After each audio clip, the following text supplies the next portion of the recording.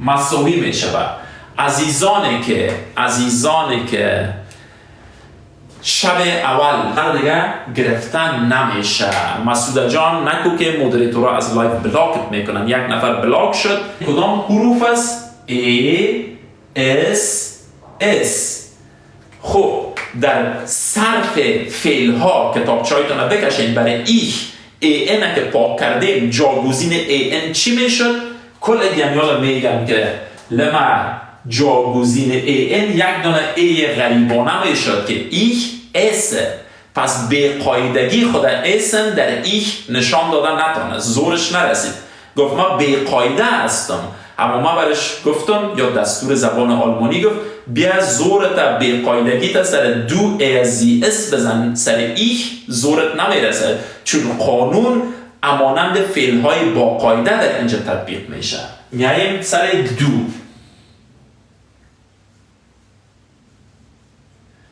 دو مساوی میشه و در اینجا دیگه ما ناگزیر هستیم به فعل اسن، چون یک فعل به قاعده است تسلیم شویم بگوییم در اینجا نشان بده که چی مهارت داری که مرا از قانون بیرون میکنی. شهر خربوزه از در جاده یک طرفه میری، چی تغییر میاری در خود؟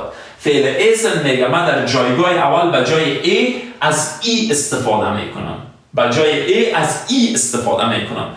دو دانه اسن میآید. بعد از اینکه ان در دو ما و شما پاک میکردیم چی اضافه میشد؟ st اضافه میشد. در اینجا که من میبینم نام خدا دو دانه اس دارم و اس سومی دیگه جای نمانده، سه دانه اس هیچ در ترکیب جور نمیآید. که اگر من st که همیشه استفاده میکردم در دو در اینجا استفاده کنم، سه دانه اس ما کجا ببرم؟ میگم خیر دو دانه اس دارم، خانه آباد است از خودت باشه، یک متیره برما بده. چرا این کار کردم؟ به خاطر که دو دانه اس در اینجا از قبل موجود بود. من میخورم ایش اسه.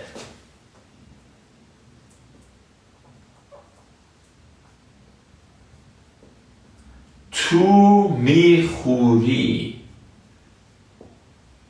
اکثریتتان شاید یاد داشته باشین این صرف فعله، اما در اینجا ما کوشش میکنیم که قوانین به قانون براتون توضیح بدیم که چرا استی در اینجا آمده نتونست، تنها تیش آمد چون دو دانه اس که بود، سه دانه اس باز هیچ معنا نمیده دیگه، چون دو دانه اس از خود فعل اصلی موجود بود.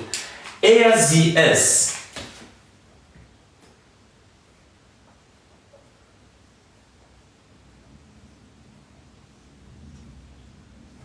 در اینجا میگیم که به قاعدگی خود در این دو حالت نشان داده میتونه که در این حالت هم اونمو گپ بالا هسته. میگه ای خود من ای جور میکنم، اوکی جور بکن، دو دانه اسش هم سر جایش. در AZS در آخرش چی اضافه میشد؟ یک دانه ت. او میتونه اوی مرد باشه یا اوی زن. او میخورد. دیگه از اینی بعد پس یک آزادی کامل شروع شد. کدام آزادی شروع شد؟ که قانون با وجود یک فعل به قاعده است، اما شرایط فعل های با قاعده سرشان تطبیق میشه.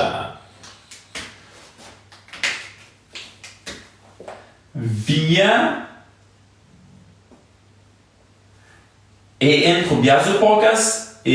اس در آخر ویا در کتابچه هایتان چی نوشته است؟ چی اضافه میشد؟ کلتان هم یالا میگن که ان اضافه میشد. ما میخوریم.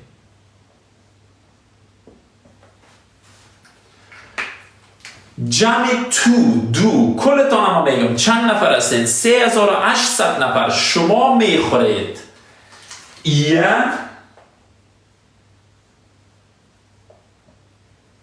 گفتیم دیگه با وجود به قاعده بودن حالت با قاعده سرش تطبیق می شود.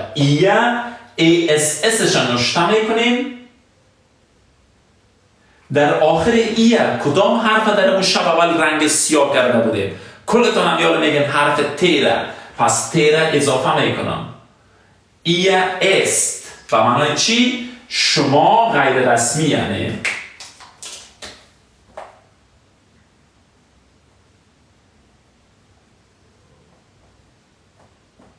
میخورید. زی آنها میفهمم خطم کج آمده ببخشید. زی آنها زی مساوی میشه ASS آخر زی چی می آمد؟ AN که پاک کرده بودیم پس خودمو AN جایش هم می گرفت. آنها می خورند.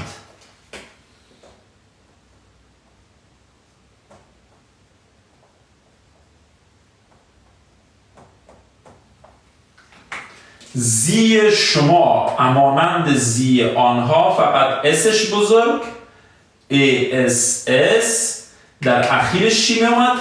AN خود ما و شما. شمای مفرد یا شمای جمع؟